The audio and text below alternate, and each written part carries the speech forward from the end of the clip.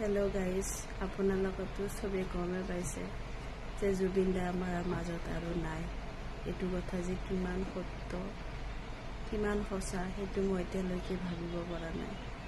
আপোনালোকে ভাবেনে যে জুবিন দা আৰু আমাৰ মাজত নাই, চিৰদিনলৈ আমাক এৰি থৈ গুচি গ'ল? ভাবেনে আপোনালোকে? মই এতিয়ালৈকে ভাবিব পৰা নাই। যি হওক, যদি জুবিন দা আমাক এৰি থৈ সঁচাকৈ আমাৰ মাজৰ পৰা গুচি গ'ল, তেনেহ'লে আপোনালোকে জুবিন দাৰ কাৰণে ভগৱানৰ ওচৰত জুবিন দাৰ আত্মা শান্তিৰ কাৰণে প্ৰাৰ্থনা কৰিব, আৰু ময়ো তেওঁৰ আত্মা শান্তিৰ কাৰণে দোৱা কৰিম, যাতে তেওঁ সদায় ভালে কুশলে থাকে।